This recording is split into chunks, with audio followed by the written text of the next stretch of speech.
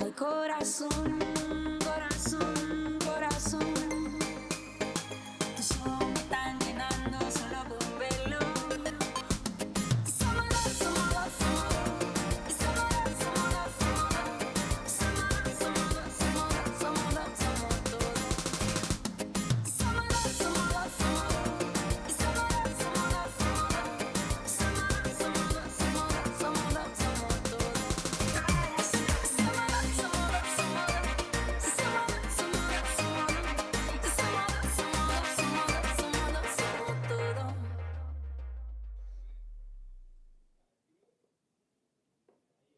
Buenas tardes, ¿cómo están? Bienvenidos a un nuevo Distintos Parecidos. Estamos en el canal 30 de la televisión digital abierta, en Señal U, el canal de la universidad, comenzando un nuevo debate. Un debate de los jóvenes. Por eso estamos aquí reunidos en el estudio en vivo para poder hablar hoy acerca de un tema que está raro en cuanto a cómo lo podemos decir, en si es una cuestión que está armada mediáticamente y que la estamos tomando para de esa manera poder analizarla y a partir de ahí generar el debate.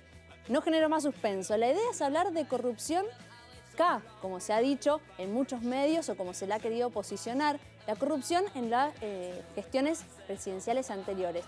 ¿Qué hay de mito y qué hay de realidad en ese concepto? ¿Existe o no esa idea de corrupción? ¿Existió o no existió? ¿Cómo actúa la justicia? ¿Cómo actúan los medios? ¿Y cómo actúa la misma política para adueñarse de esos temas y justamente poder posicionar a otros políticos o no? Eso vamos a estar viendo hoy aquí en Distintos Parecidos, ¿sí? Los jóvenes hablando acerca de esto. Y por supuesto, ustedes también lo pueden hacer a través de las redes sociales. Y los invitamos a que puedan dar su opinión a través de Twitter en @dpsenalu, acuérdense, sin la ñ, es senalu. En Facebook estamos como Distintos Parecidos y en Instagram también estamos como Distintos Parecidos. Vamos a darle paso directamente al informe para poder entender algunas cositas de por qué este tema se plantea. Son ciertos casos, sí, ya causas judiciales de exfuncionarios del kirchnerismo, que algunos ya están procesados, otros ya tienen su imputación. Vamos a ver cuáles son esos casos y a partir de ahí generamos las preguntas para debatir. Hoy, en Distintos Parecidos, corrupción K. ¿Cuánto de mito y cuánto de realidad? Sabido es que desde que asumió como presidente de la Nación Mauricio Macri, comenzó una escalada de denuncias contra los funcionarios del anterior gobierno, que, en algunos casos, terminó con la prisión de esas personas y en la gran mayoría en procesos que, desde el arranque, cualquier abogado más o menos instruido sabe que tarde o temprano se caen por falta de pruebas, mérito, incompetencia de la justicia o simplemente porque esos funcionarios son inocentes. ¡Ay, Madre Santísima! Repasemos cuántos funcionarios están en la cárcel desde el comienzo del ciclo Macri. Ricardo Jaime ingresó al penal de Seiza el 3 de abril de 2016, acusado de malversación de caudales públicos por la compra irregular de trenes a España y Portugal. Además, es investigado en 7 causas más. Lázaro Báez quedó detenido el 5 de abril del 2016 por lavados de fondos y evasión. En principio, son 5 millones de dólares lo que habría evadido con facturas truchas de su constructora en obras realizadas en la Patagonia. El exsecretario de Obras Públicas, José López, quedó preso el 14 de junio también en el 2016 por enriquecimiento ilícito. La suma es de 9 millones de dólares que intentó esconder en un convento. Otro de los presos del anterior gobierno es Daniel Pérez Gadín, contador de Lázaro Báez y presuntamente colaborador de las maniobras contables que Báez había organizado con unas cuentas financieras y otros tantos bancos suizos, el lavado de dinero y la fuga de capitales. Bien, salgamos de Buenos Aires y vamos a Jujuy. Milagro Sala, dirigente de la organización Tupac Amaru, está detenida desde el 16 de enero del 2016. En principio, por instigación a cometer ilícitos y tumulto. Pero después se le sumaron otras 14 causas más, entre ellas la de enriquecimiento ilícito. Ahora, el turno de Mendoza. ¡Te amo, Mendoza! Sergio Salgado, ex intendente de Santa Rosa, quedó preso el 1 de abril de 2016, acusado de los siguientes delitos: de fraude a la administración pública, peculado, asociación ilícita y emisión de cheques sin fondos. Salgado permaneció en el penal de San Felipe 8 meses. ¡Date prisa, Mo, por amor de Dios, corre! Y quedó en libertad tras pagar una fianza de 1 millón de pesos. Aunque está en libertad, las causas más graves en su contra no tienen sentencia aún. Por último, Nélida Rojas, líder de la organización Tupac Amaru en Mendoza. Nélida quedó imputada por asociación ilícita, extorsión, estafa, usurpación en la modalidad de despojo y coacción agravada.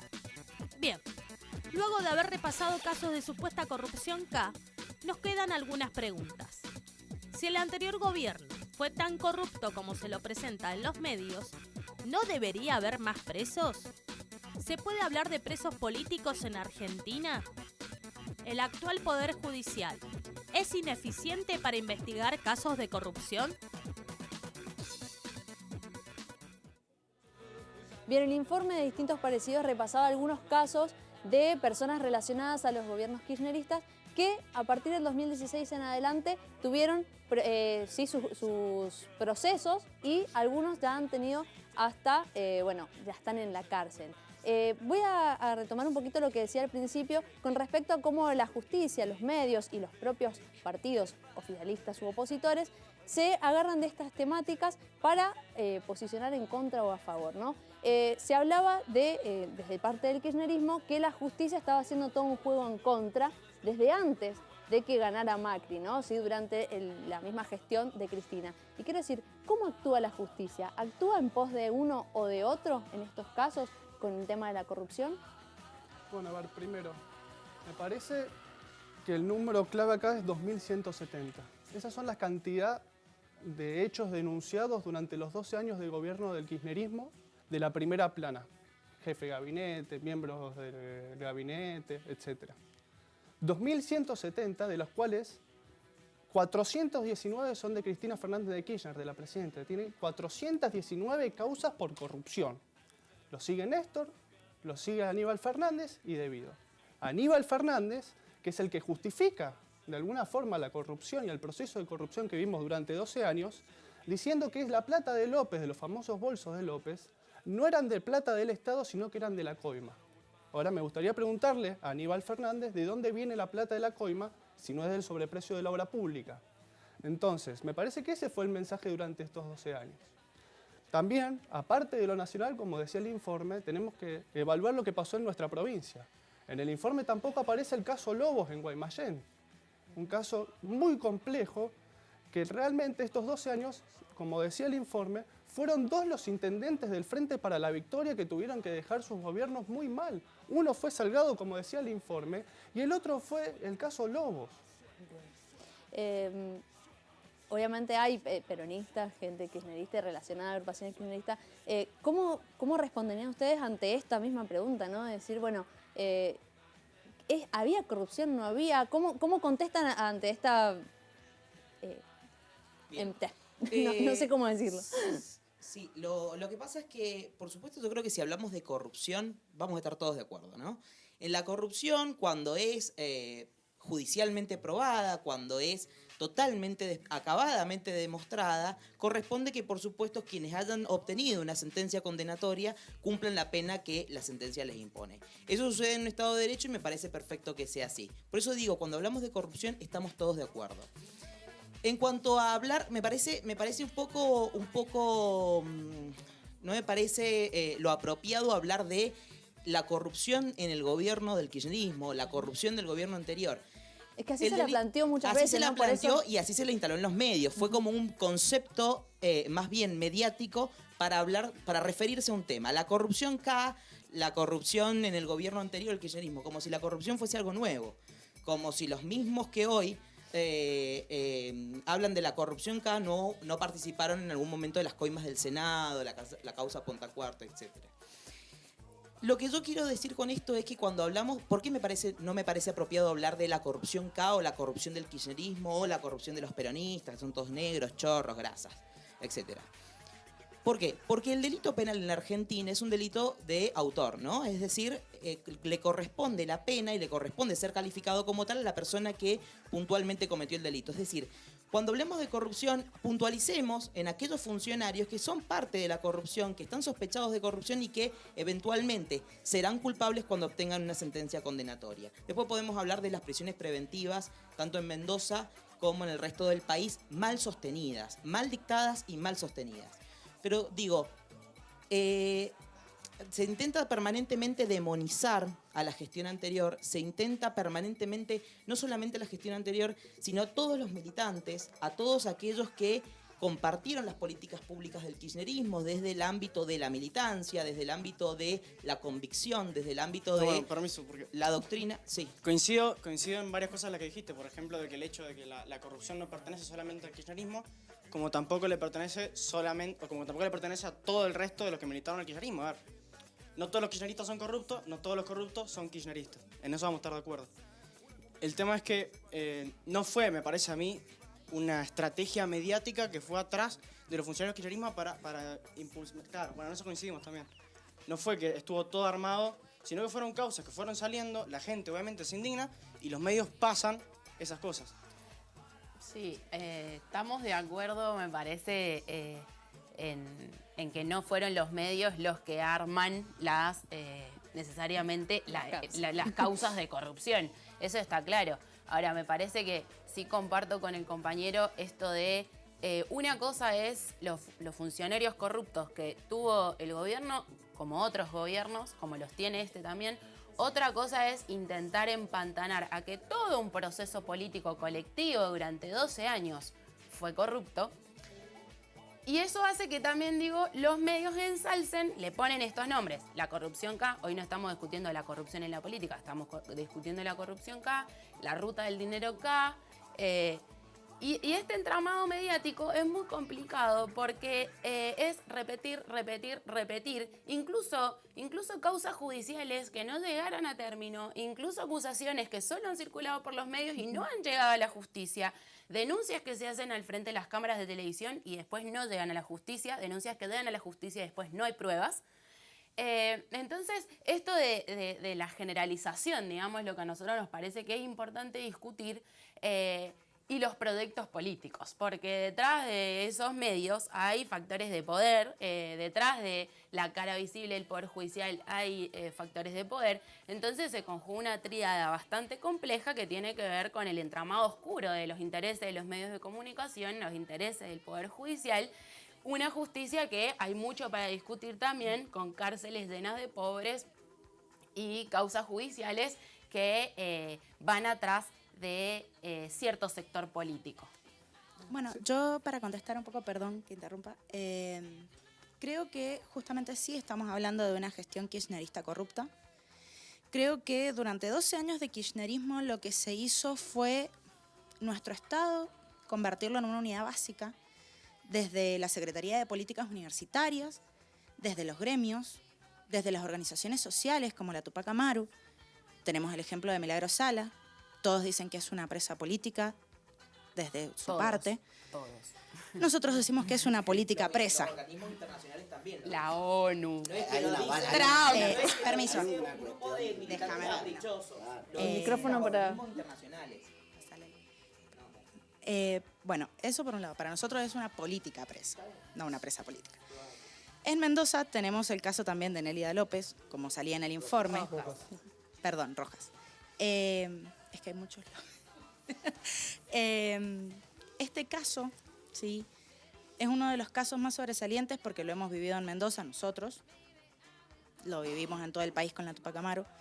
El tema de cómo se convierte en una unidad básica y cómo se toma de rehén a la gente que hace más de 10 años que pelea por una casa, ¿sí? Cómo les toman listas para ir a las marchas, cómo cuando alguien denuncia pierde su casa. Creo que la corrupción viene de la mano del proyecto político del kirchnerismo.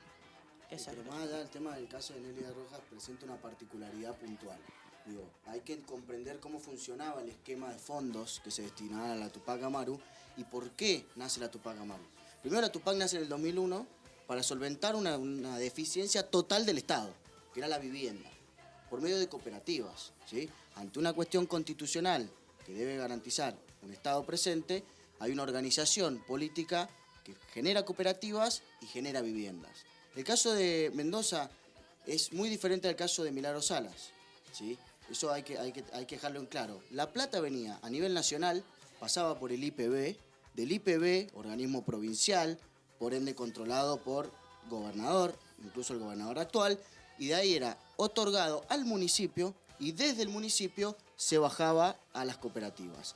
La finalización de las obras de las cooperativas que estaban coordinadas por la Tupac Amaru, ¿sí? Tenían que ser finalizadas por los municipios para que sean autorizadas para vivienda, ¿sí? ¿A qué se hace referencia con esto? El tema de todos los papeles finalizados para que quede la urbanización y demás. Esas cuestiones, esas falencias municipales, hay que aclararlo, municipales, Godoy Cruz, Maipú, Lavalle, San Martín, son falencias municipales, ¿sí? El tema de asociación ilícita es un tema que en la justicia tiene un vacío legal muy fuerte. Asociación ilícita quiere decir que ustedes tres se juntaron acá para delinquir. Y yo les voy a hacer una denuncia por asociación ilícita. Ahora, le hago una denuncia por asociación ilícita y ustedes lo van a meter preso y después se van a fijar si es asociación ilícita. O primero prima el derecho de que yo soy inocente hasta que se demuestre lo contrario. Bueno, pero pasa que... Termino la idea con una sola cosa. Esto se ve la diferencia de cómo apunta la justicia y ahí es donde se marca qué importancia se le da a una cosa y qué importancia se le da a otra. Tuvimos un caso de violación de una chica, de cuatro personas, 4 jugadores de rugby, en el cual el esquema judicial, el aparato judicial, tuvo un tratado bastante particular con ellos. Bastante privilegiado, digo. O sea, los chicos no solamente entraban por ascensor de atrás, no solamente no se enfrentaban a las cámaras de los medios de comunicación, sino que se les dio la posibilidad de salir pagando 150.000 pesos de fianza. Ahora veamos cuál es el... Igual que Salgado, que pagó 1 millón para salir. Pero está bien, a ver, yo estoy en contra, denle la posibilidad a las personas de defenderse, que eso es una cuestión constitucional, vos tenés la posibilidad, como también tenés, ¿sí? El marco legal te garantiza que vos sos inocente hasta que demuestre lo contrario. Vos no te puedes meter en preso y después analizar. Llevar la discusión a un tema jurídico. De todos modos, chicos, de todos modos, en cuanto a eso, a mí, yo creo que la ficción legal más grande y más tonta es la justicia independiente. No existe justicia independiente. No existen jueces independientes. Bueno, mientras nosotros sigamos diciendo a los medios que no existe justicia independiente, no se juzga, y menos yo voy a hacerlo, la inocencia o la culpabilidad. ¿A quién responde un juez entonces? Pasa que El nosotros... poder político, permanentemente. Bueno, pasa que eso es lo que ustedes han acostumbrado a la gente. Eso no es así. Chicos, permanentemente. Eso es lo que ustedes han acostumbrado a la gente durante 12 años. Ahora no pasa. Que haya un solo poder, que es el ejecutivo, que responde en todos En los la poderes provincia a de él. Mendoza, el gobernador pidió que todos aquellos que estén sospechados tenían que estar presos. O sea, básicamente la prisión preventiva iba a ser la primera opción y no la última, el último ratio. Como Bueno, es. yo quiero Al hacer principio del Lo derecho de penal. Rojas, la causa que abre Rojas es por apretar a una mujer que le dejaron sin casa por no ir a un acto político y no poner Claro, plata para la Tupac. No es por el reconocimiento. Casualidad. Esa es una Hay práctica... un esquema que hay que tener funcionamiento. Veamos una cosa. En Mendoza, puntualmente. Eso es persecución política. Eso es persecución política, no lo que hace la justicia. ¿Cuántas causas hubieron presentadas contra la Tupac Amaru antes de la denuncia presentada por Stolbizer? ¿Sí? Presenta la denuncia de Stolbizer. Recibe Nelia Rojas a la Nata en su casa. Le abre, se siente y le dice: no tengo problema, preguntame, yo te contesto lo que quiera. Hace un programa de televisión. Al otro día y de ahí en adelante, 130 denuncias iguales. Porque había miedo en la sociedad. No. Había miedo. Todos escriben igual. La gente, pero es que a ver. O sea, la gente, o sea, para textual, primero, estamos 130 textuales. Porque estamos recurriendo a un mecanismo de la política tradicional que yo creo que la gente ya está bastante cansada, que es el hecho de que cuando surge una causa que compromete a un dirigente político al que yo estoy apoyando, directamente me la agarro con el acusador y no me la agarro con el acusado, flaco. No le digo flaco por vos, no tengo que faltar respeto. Pero digo, si estoy militando en un espacio político y de repente a un dirigente mío le cae una causa de corrupción, lo primero que hago yo es alterarme. no salgo a cuestionar al acusador. Antes de cuestionar al acusador, Te corto, cuestiono al chicos, acusado. porque nos tenemos que ir al corte, perdón. Javi, te Quisiera corto. saber qué opinás de los 70.000 millones, entonces enseguida, Javi, de las compras disculpame, de Aranguren vamos ayer. al corte y enseguida seguimos con la discusión. Está dada claramente, se generó mucho, así que esperamos que en las redes también se esté generando y que ustedes también nos estén contestando. Enseguida seguimos con más distintos parecidos.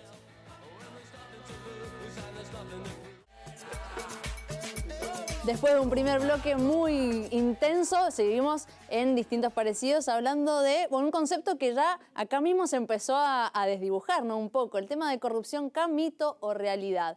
Los invitamos a ustedes a que participen en las redes sociales. Estamos en Twitter en @dpsenalú, en Facebook y también en Instagram como Distintos Parecidos. Ahora voy a presentar a quienes nos están acompañando y se van a sumar al debate. Tengo el agrado de presentar a Juan Carlos Jalif, que él es hoy el presidente provisional del Senado Provincial, es senador provincial por supuesto, ex vicegobernador del periodo 2003-2007 de la provincia.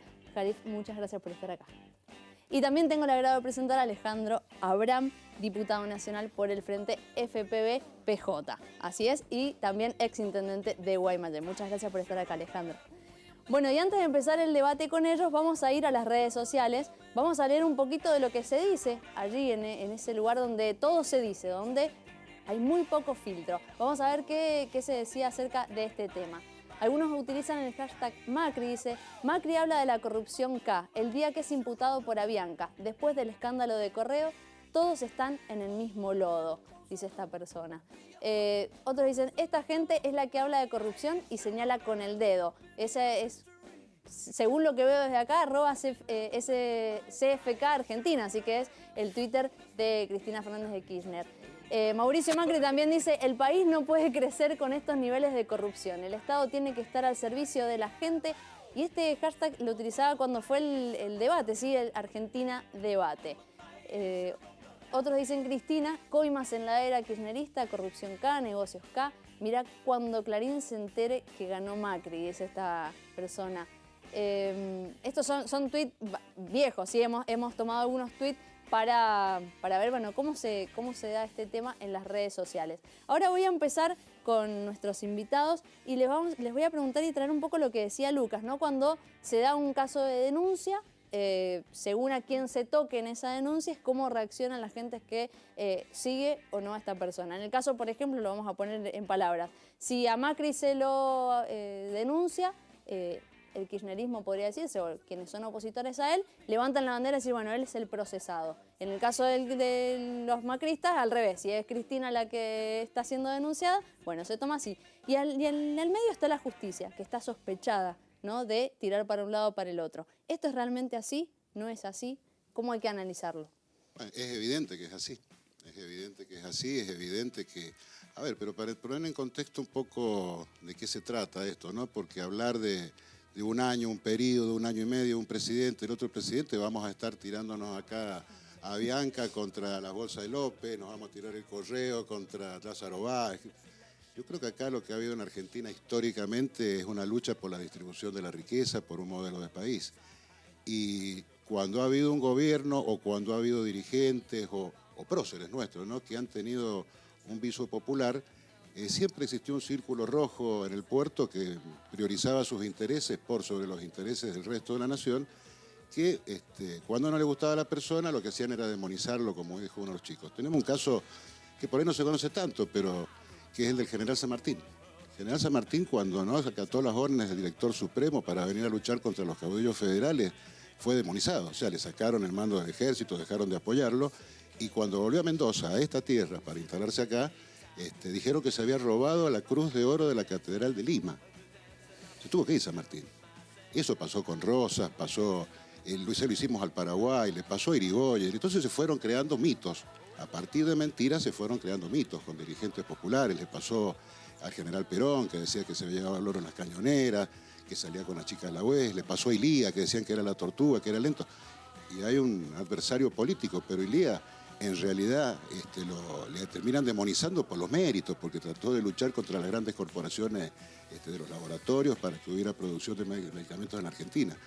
le pasó en el 76 a los jóvenes, a los dirigentes obreros, que querían un país distinto y los demonizaron. Dijeron, algo habrán hecho, son guerrilleros, son estos, son... Y pasó una noche los lápices. Mataron a chicos por haber pedido medio boleto. Y bueno, este es un gobierno, el nuestro, como decían los chicos, de un proyecto donde ha intentado hacer una distribución más justa de la riqueza y obviamente que tocó intereses de ricos que no les gustaban. Ricos que responden o que se encaran estos grupos mediáticos como el Grupo La Nación, Clarín. Se tocaron, el tema de las retenciones al agro. Se trató de que la Argentina se sostuviera con el aporte de los más ricos y no apelar a los endeudamientos o apelar al ajuste sobre el pueblo. Y obviamente que hay venganza sobre esas cosas. Entonces, en el medio se mezcla todo. Algunos casos de corrupción, como somos todos seres humanos y somos organizaciones, pueden haber, y algunos otros casos que ni siquiera son del Estado. A ver, porque a Lázaro Báez, cuando le hacen la auditoría de la obra pública Vialidad, dice que está bien la obra pública. Ahora se lo está juzgando por supuesta evasión impositiva, lo cual no es un hecho de corrupción del Estado, será un delito particular de Lázaro Báez. O en el caso que recién se mencionaba, de la Tupac Amaru, a ver, las auditorías que se hacen sobre las viviendas estuvieron hechas. A mí me tocó ser intendente con la Tupac Amaru, que venían en grupos y cuando no te hago un expediente rápido te tomaban el municipio. Quizás el método no era el método tradicional por el cual la gente va a reclamar, pero te digo la verdad, nunca me reclamaron algo que no pidiera, más allá de que hasta un día me tomaron la oficina. Se ejercía un control de que se hiciera la casa. Ahora, si hay otras cosas, o como esto de que se echó a una persona, fíjate que liberaron al hermano de Milagro Sala, porque realmente las dos personas que habían ocupado casas eran usurpadoras. Y eso estaba en la misma causa. Lo tiene que ver y lo tiene que liberar la jueza. Y finalmente la asociación ilícita, chicos, para todos, es una figura que yo creo que se forma o se incorpora a las normativas con otro sentido, que es la lucha contra el narcotráfico, es la lucha contra el crimen organizado, es la lucha contra el tráfico de armas, es la lucha contra el terrorismo. Y es una figura que además fue muy utilizada, digamos, en épocas dictatoriales. Bien. Juan Carlos, quería preguntarte si muchas veces estas causas de corrupción son tomadas como excusas por una gestión para no hacerse cargo de sus propias cosas o para simplemente ensuciar gestiones anteriores. ¿Cómo son utilizadas estas causas? Bueno, en realidad todas estas causas vienen con denuncias desde hace varios años. En realidad, una de las primeras denuncias ya con respecto, por ejemplo, a Lázaro Báez la hizo la entonces todavía diputada Carrió en el 2003, en el 2004. Lo que, más allá de los hechos de corrupción en sí, que por supuesto la justicia está investigando, lo que nosotros tenemos que ver que hubo una matriz de corrupción. No es una cuestión que tiene que ver con hechos puntuales de corrupción, sino que hubo un mecanismo que intentaba estos hechos. Por ejemplo, el sobreprecio en la obra pública. La justicia está investigando, lenta, pero yo creo que hay hechos que, por supuesto, lo vamos a ver en los debates cuando se haga el juicio concreto de cada uno de los hechos de corrupción o un grupo de hechos de corrupción. Vamos a ver todas las pruebas. Las denuncias que se han hecho son muy graves. De hecho, está no solo la denuncia de la propia corrupción en sí, sino todo el entramado con las sociedades, con los hoteles, con los alquileres, con los pagos. De Lázaro Báez y también de Cristóbal López. Pero acá yo quiero también hacer una mención que es, creo yo también, que hay que decir en estos casos. Acá hay funcionarios presos. Yo supongo que van a estar presos porque tienen responsabilidad. De hecho, Jaime reconoció uno de los hechos que se le imputaban. Hay un empresario preso que es Lázaro Báez, que es el que signado como el que era el adjudicatario de toda la obra pública. Ahora, de los otros empresarios acá en Argentina nadie habla. Yo quiero compararlo con el caso de Brasil. En Brasil los jueces a los primeros que metieron presos fueron los empresarios. Porque si hay uno que recibe, hay uno que da. Y parece que la justicia habría agotado la participación en toda esta matriz de corrupción solo en Lázaro Báez, que la tiene y que la cantidad de bienes que tiene, cuanto hace 10, 12 años era un funcionario público del banco, nada en especial. Ahora, yo creo que tiene que ser más profundo esto. Cuando aparece en las investigaciones que llevan a cabo los jueces brasileros, ellos sabían dónde tenían que ir, y ahí sí estaba la matriz de corrupción de Odebrecht y de otros grupos, con toda la clase política brasileña prácticamente.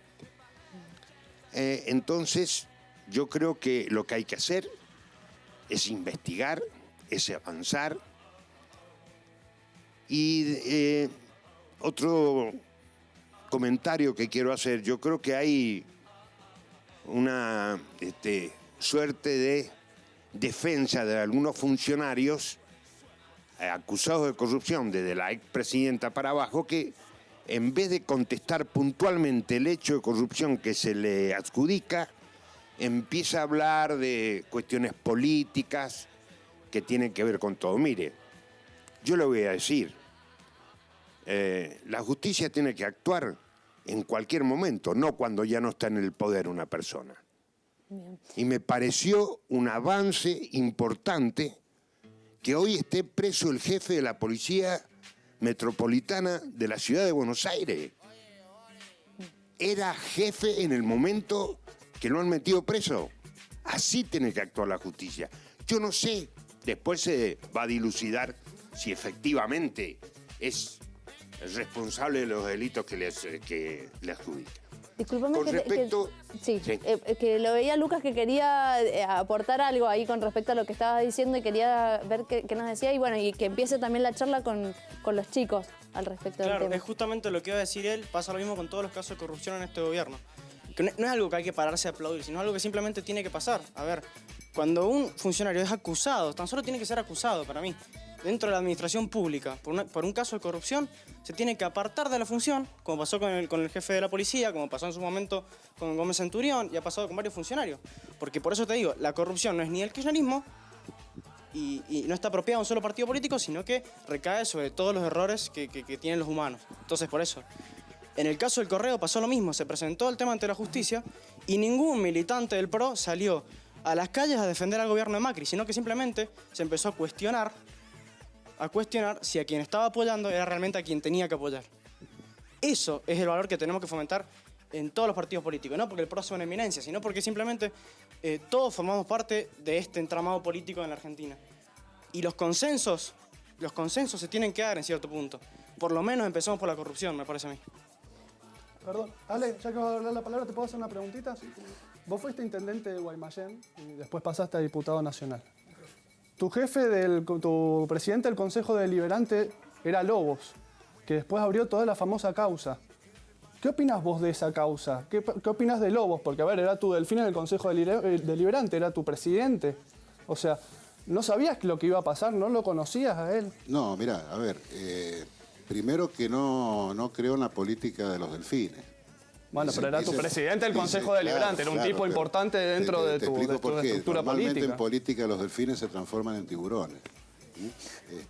Lobos tenía peso político por sí mismo en Guaymallén, como otros dirigentes. Guaymallén es un departamento muy complejo, donde no hay una jefatura, sino que hay distintos grupos políticos que hacen alianzas políticas, y justamente en el Consejo Deliberante, bueno, él tenía un peso relativo. Nada más. Y después creo que hay dos cosas que decía Juan Carlos que hay que respetar. Lo primero es los principios constitucionales, porque decimos que somos republicanos, pero ya con una simple denuncia condenamos a la persona. Y toda persona se presume inocente hasta que se pruebe lo contrario. Fijémonos justamente lo que pasó con Gómez Centurión. Había una denuncia, después se apartó a la persona, se vio que no era, se reincorporó la persona. Más allá de que tendría que haber actuado la justicia antes que la renuncia, quizás. Quizás el gesto fue fue noble. Pero con el caso Lobos, con todos los casos, o respetamos la Constitución o lo condenamos por los medios o socialmente. Respetemos la Constitución, en serio, pues si no decimos que somos republicanos y nos pasamos al artículo 18 por donde menos nos guste o donde más nos guste, no sé. ¿Está claro?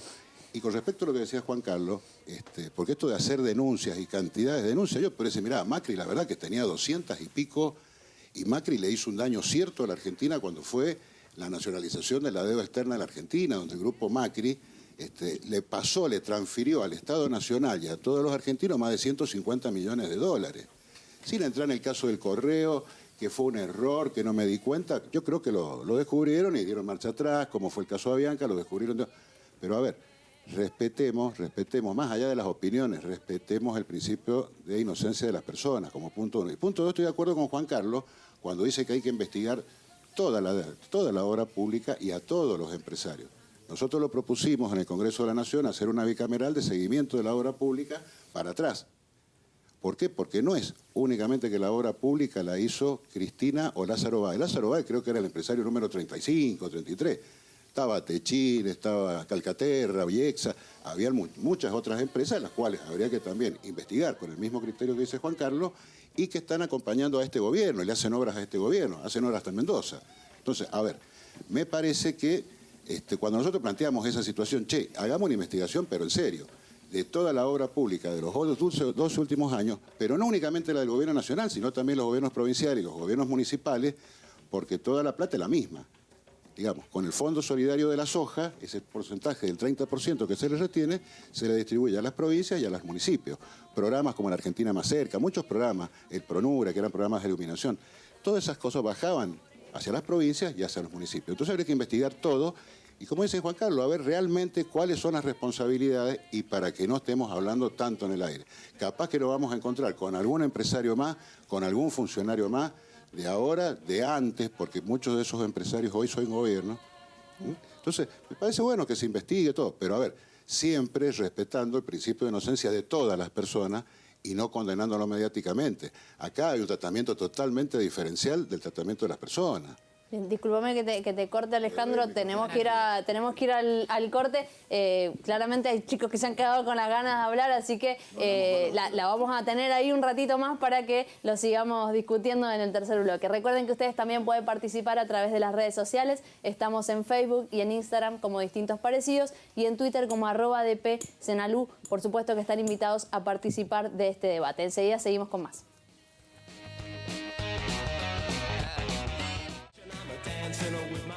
Llegamos al último bloque de Distintos Parecidos. Estábamos hablando en el corte que no queríamos que llegara porque se nos ha hecho muy corto este programa, que está buenísimo sobre lo que estamos debatiendo y estamos todos prendidos a lo que nos estamos preguntando entre todos, ¿no? Y a lo que nos estamos diciendo. De hecho, en el bloque anterior yo me despedía porque había algunos que se quedaban con las ganas de agarrar el micrófono, así que directamente vamos a ir a Juan Martín, por ejemplo, que no tiene el micrófono ahí. Sí, más allá, el debate sobre corrupción es interesante, hay que darlo.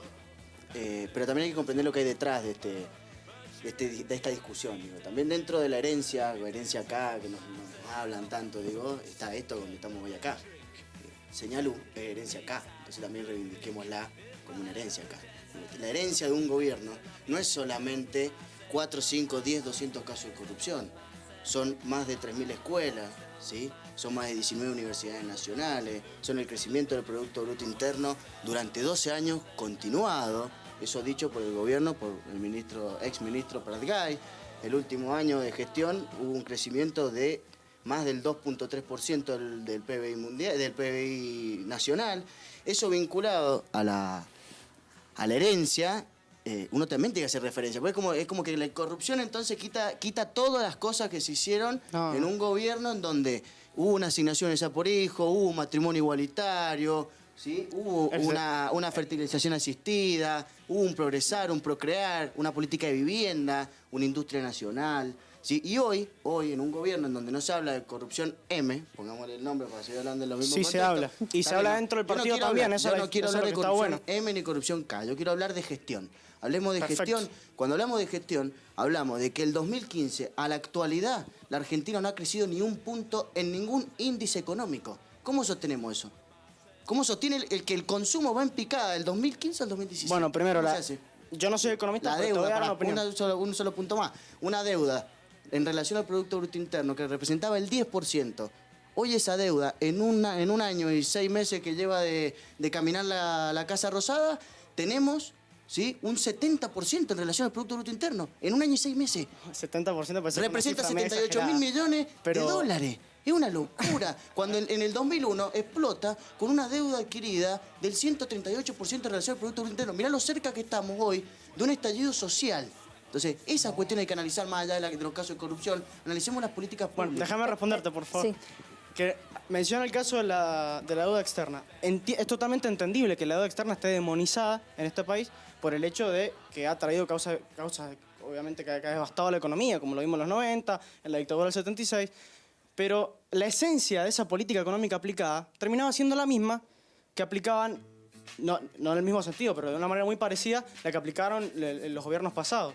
Que es el hecho de que te regalo el presente para robarte el futuro. El hecho de que te bajo el dólar, entonces la población tiene más poder adquisitivo, pero de otra manera la producción se está devastando, el campo que viene para atrás, pero aparte del tema de la economía, que es muy amplio, y yo no voy a adquirir obviamente toda la responsabilidad de hablar de esto porque no soy economista. Hay otras personas que pueden darte los datos técnicos. Por ejemplo, cayó la industria en 0,4, se reactivó la construcción un 10%.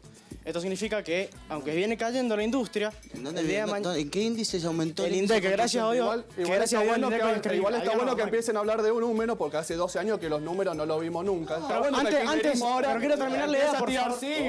Quiero terminar la idea, por favor. De a uno. Quiero terminar la idea. ¿Cómo de a uno? Quiero terminar la idea, por favor. Vamos al micrófono. Alejandro quiere hablar. Recién Alejandro dijo algo Alejandro que me quedó muy en la cabeza, que dijo que todos los delfines en política se transforman en tiburones. Bueno, no, yo creo que no es así, Alejandro. Yo creo que si hoy estamos acá debatiendo el futuro de la Argentina es porque no vamos a ser tiburones, sino que somos delfines que vamos a tratar de salir todos para adelante. Recién lo debatíamos ahí antes de entrar al programa. No vamos a terminar las trompadas, tampoco nos vamos a insultar. No es la idea, chicos. No es la idea.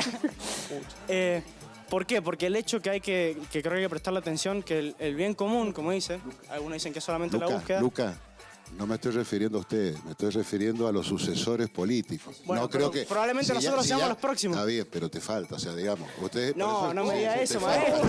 No me diga eso, maestro, por favor. Te falta. Y además, escuchándote, no creo que seas mal.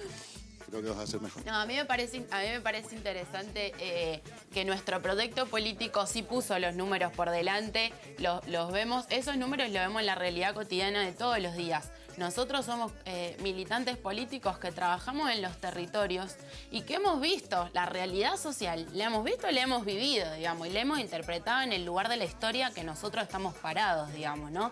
Cada persona en este universo está parado en un lugar, los jueces están parados en un lugar y los periodistas están parados en un lugar. No es algo que nosotros hemos inventado, que nosotros construimos la idea de la objetividad, no existe. Todas las personas en este planeta tenemos posicionamientos políticos en los distintos trabajos que llevamos adelante. Nadie puede desprenderse de su mirada ideológica y de sus valores de vida. Nosotros hemos visto la realidad política vivida en todos estos años y no negamos hechos de corrupción y no avalamos corruptos.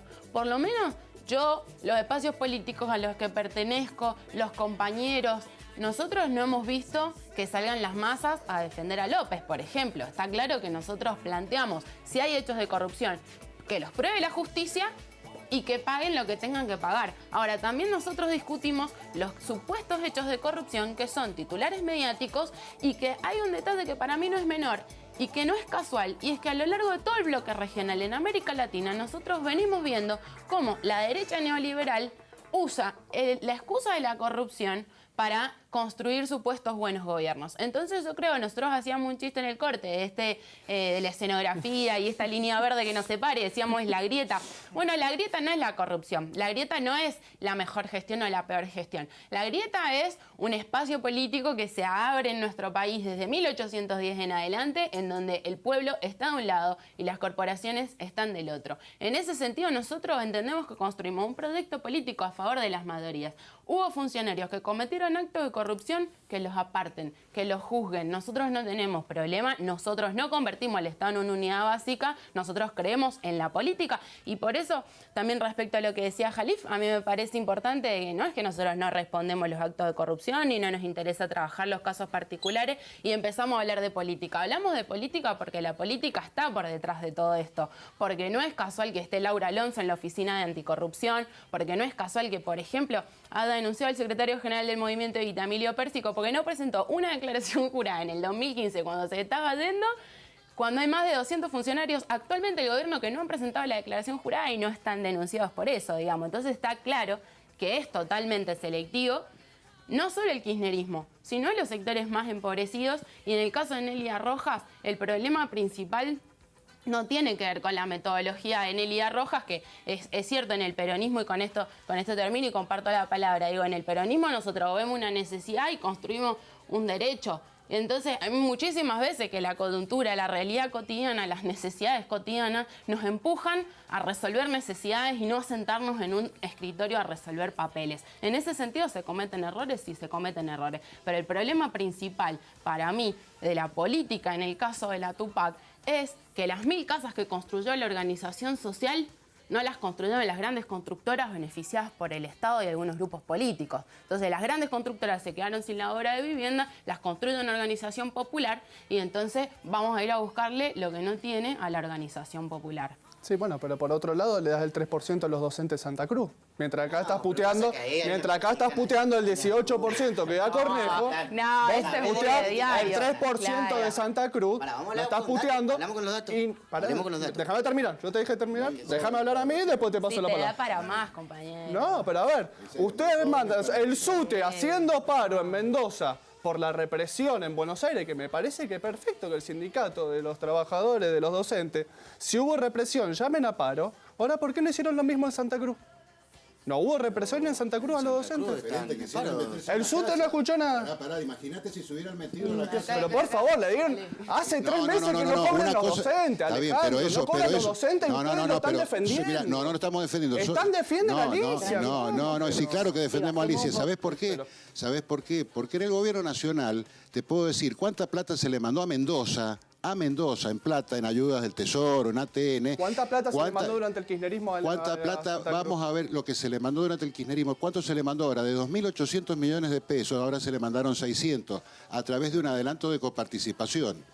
Y ese adelanto... Disculpame, ¿y cuánta plata se le mandó durante la gestión kirchnerista no importa a esta cuánto. gestión kirchnerista y se fueron sin pagar sueldos? No, se fueron sin pagar sueldos justamente por eso, porque se le dejó, se le dejó de mandar porque había un error, se le dejó de mandar porque había un error en una liquidación y no le mandaron para que pudiera pagar los últimos sueldos. Es así. ¿Y sabés qué pasa? Si vamos a hablar en serio, vamos a hablar en serio del tema sueldo. En la provincia de Mendoza se da un 17% cuando ya se prevé una inflación del 23, 24, 25. Y el año pasado se dio el 24, el año pasado se dio el 24% cuando había una inflación del 42. Entonces la gente pierde poder adquisitivo.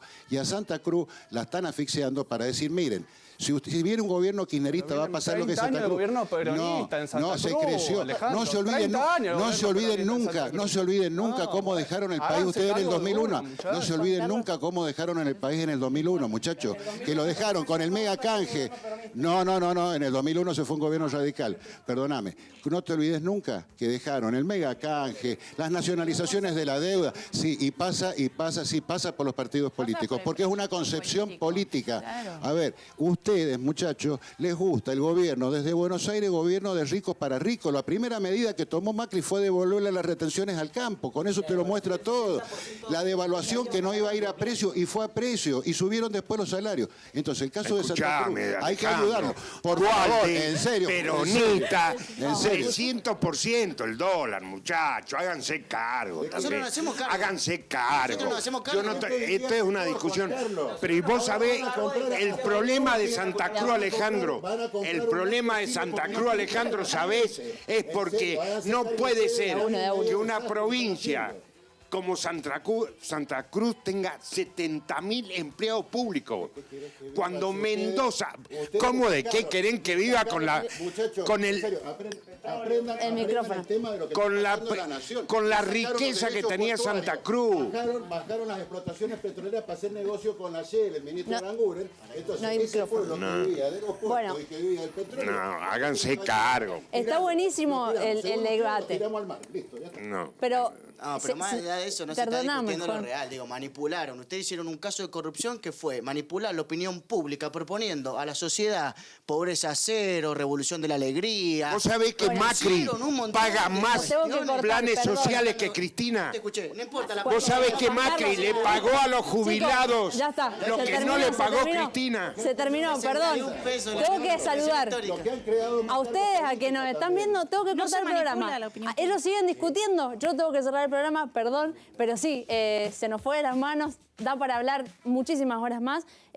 Ojalá sigan este tipo de debates. Les agradezco, chicos, por estar acá, les agradezco, Juan Carlos, por estar acá, Alejandro, muchísimas gracias por estar presentes en este debate, que ojalá se siga dando, y obviamente los esperamos el jueves que viene también a las 19 horas aquí en el canal de Señalú y en la pantalla de Señalú. Agradecemos a Coxis por la ropa en el día de hoy.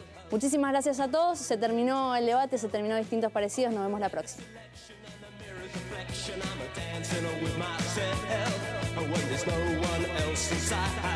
In the crowded, lonely night. Well, I wait so long for my love vibration, and I'm dancing with myself. Dancing with myself. Dancing with myself. When there's nothing to lose and there's nothing to prove, I'm dancing with myself. If I look all over the world, and there's every type of girl, but you're empty, I see death pass me by, leave me dancing on with myself. So let's sink another drink, 'cause it'll give me time to think. If I had